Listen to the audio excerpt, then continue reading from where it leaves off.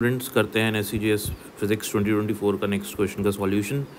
Question कह रहा है कि on a straight rail a train moving with constant velocity v suddenly a wagon breaks away from the train continues to move with same velocity while the wagon moves with constant retardation.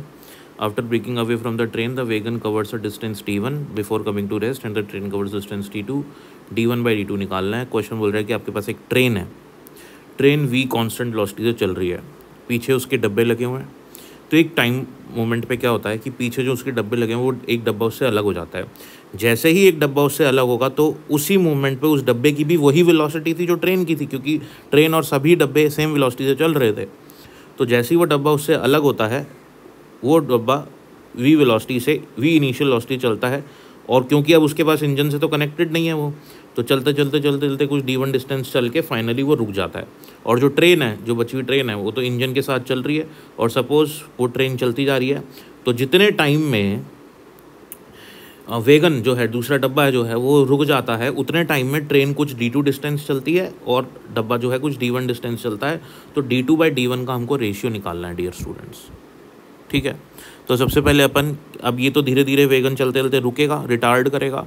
ठीक है, तो ये कितना distance चलेगा ये अपन निकालने के लिए क्या करते हैं, सबसे पहले अपन इसका एक्सेलरेशन निकाल लेते हैं। तो मैं यूज़ करता हूँ first equation of motion, v = u + at। Final speed आपको पता है इसकी 0 होने वाली है, इनिशियल स्पीड इसकी v है, और एक्सेलरेशन अपन को पता नहीं है at। और सपोज करते हैं कि इसको यहाँ से यहाँ हमने t टाइम लगता है, और इस डब्बे को भी यहाँ से, इंजन को भी यहाँ से आने पे t टाइम लगता है d2 डिस्टेंस चलने में। ठीक है, तो यहाँ से एक्सेलरेशन क्या आ जाएगा, -v/t। नेगेटिव एक्सेलरेशन, ऑफकोर्स वो रिटार्ड कर रहा है, तो नेगेटिव साइन ये बता रहा है कि बॉडी रिटार्ड कर रही है। अब चलेगा कितना, थर्ड इक्वेशन ऑफ मोशन लगाते हैं। 2as = v² - u²। तो 2 × a, एक्सेलरेशन अभी निकाला अपन ने, -v/t। डिस्टेंस ये चल रहा है d1, फाइनल स्पीड हो जाएगी 0 और इनिशियल स्पीड है v। तो ये माइनस और ये माइनस कैंसिल हो जाएंगे, तो मुझे यहाँ से d1 की वैल्यू निकालनी है। तो इसको मैं अगर सॉल्व करता हूँ तो d1 की वैल्यू मेरी आ जाएगी, सॉल्व करने पे आप देख सकते हो, ये एक v है, ये भी कैंसिल होगा और एक ये v कैंसिल होगा, और d1 अपना आ जाएगा vt/2 के बराबर, vt/2 के बराबर। ठीक है, साफ साफ दिख रहा है यहाँ पे, आप देख सकते हैं।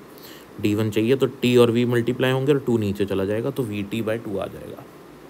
ऐसे ही हम ट्रेन के लिए कर लेते हैं। अब ट्रेन तो जो अपनी है कांस्टेंट वेलोसिटी चली जा रही है, तो टी टाइम में कितना डिस्टेंस ट्रेवल करेगी, तो speed, distance = speed into time, distance = speed है v इंटू टाइम लगा t। तो d2 आ गया अपने पास vt के बराबर, सही बात है।